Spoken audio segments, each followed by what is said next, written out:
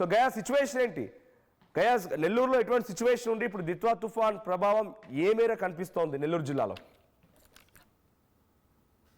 శ్రీలంకలో మొదలైన దిత్వా తుఫాన్ అక్కడ విధ్వంసం సృష్టించిన విషయం తెలిసిందే. అక్కడ ఆ తుఫాను మళ్ళీ ఆంధ్ర వైపు దూసుకొస్తుంది. ఆ ప్రభావం వల్లే గత కొన్ని గంటల నుంచే ఇక్కడ వాతావరణం కూడా మారిపోయింది. చిరుజల్లులు మొదలయ్యాయి. అయితే దీన్ని బట్టి చూసుకుంటే ఇది 30వ తేదీకి అతి భారీ వర్షాలు కురిసే అవకాశాలు ఉన్నాయి.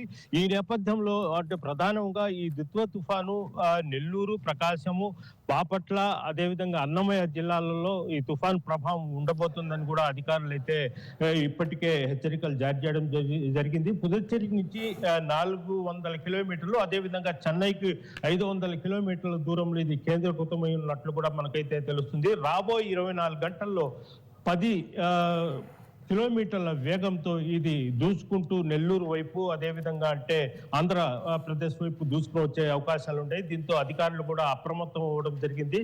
పుదుచ్చేరి దక్షిణ కోస్తా తీరం వెంబడి ఇవి 10 కిలోమీటర్ల వేగంతో దూసుకుని వస్తున్నట్లు కూడా అధికారులు అయితే చెప్తున్నారు. అయితే ఇప్పటికే అధికారులు అప్రమత్తం అవ్వడం జరిగింది. ప్రధానంగా అంటే సముద్ర తీర ప్రాంతాల్లో ఎన్డీఆర్ఎఫ్ బృందాలు కూడా ప్రత్యేక బృందాలను కూడా దించుతున్నారు. అయితే ఎప్పుడైనా తమిళనాడు ఈ ప్రాంతంలో బాగా ఎఫెక్ట్ ఉన్నప్పుడు, అదేవిధంగా ప్రధానంగా అన్నమయ్య జిల్లా, నెల్లూరు, ప్రకాశం జిల్లాలో హెవీగా వర్షాలు కురుస్తాయి.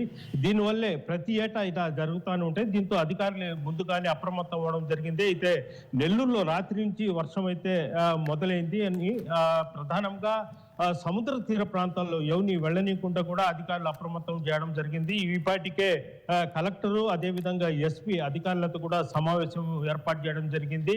ఎంఆర్ఓలు కూడా ఆయా మండలాల్లో ఉండాలంటూ కూడా ఉత్తర్వులు జారీ చేయడం జరిగింది. ప్రధానంగా ఇటు చెన్నై నుంచి ఇటు ప్రకాశం, నెల్లూరు, అదేవిధంగా గుంటూరు జిల్లా వరకు సముద్ర తీర ప్రాంతాల్లో మరింత అప్రమత్తం చేయడం జరిగింది.